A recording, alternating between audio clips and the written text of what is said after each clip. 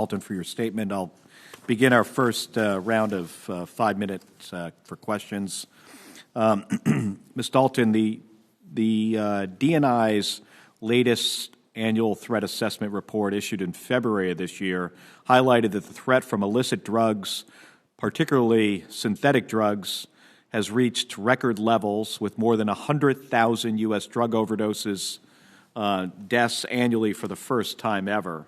In Arizona, the DEA has said that they seized a record amount of fentanyl in 2021, with the primary source being the Sinaloa cartel. This has taken the lives of many Arizonans and many Americans and has put a strain on local law enforcement. So, Secretary Dalton, do you agree that the threat from illicit drug trafficking is a national security threat and that the Department of Defense has an important role to play in assessing this threat? Chairman, thank you very much for the question. And yes, I do agree that this is a national security threat that we must be committed to addressing. It is a tragedy, the alarming rate of hundreds of thousands of Americans that are being affected by the illicit drug trade in states across America.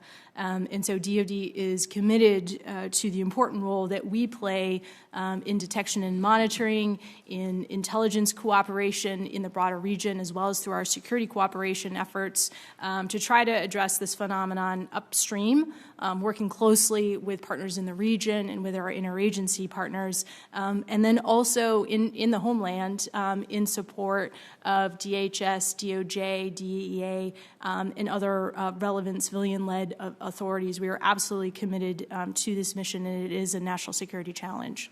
I imagine the Chinese and the Russians are looking at this as a big opportunity for them. Is it your assessment that our near-peer competitors like China and Russia are taking advantage of this instability created by this illicit drug trade, and they're using this to expand their influence in the Western Hemisphere?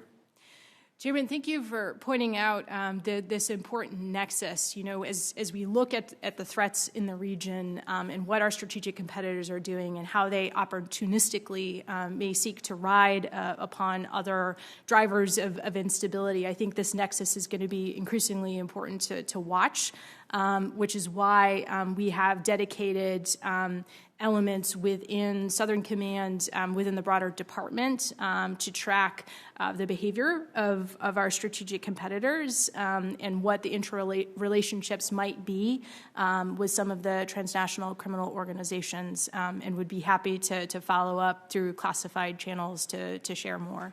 Well, thank you. Mr. Sines, the Department of Defense's budget for drug interdiction and counter-drug activities, as approved by the omnibus for fiscal year 2022, is over $800 million. And two-thirds of that is focused on the Western Hemisphere and the U.S. Homeland. So, Mr. Sines, how effective would you say the Department's counter-drug activities have been in cutting off the flow of illicit drugs into our country? Mr. Chairman, thank you so much for that question and this opportunity to be with all of you today. So I think that the Department of Defense's activities, in conjunction with all of our partners, both interagency and international partners, work well together to help stem the flow of drugs into the United States, given our authorities and the funding provided by Congress. I think that the authorities that are provided by Congress are really what shape what we're able to do, and we'd like to thank all the members of Congress, the members of the Senate, and the members of this subcommittee for those authorities to help assist us in shaping how we provide our part of interagency, international effort to stem the flow of drugs. Can you give an assessment of its effectiveness?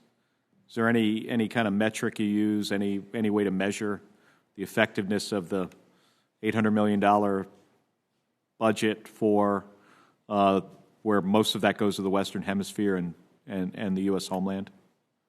So thank you for this opportunity to clarify. So our budget that we provide, that $800 million, is divided into several different areas. Part of that is for our own demand reduction activities within the Department of Defense.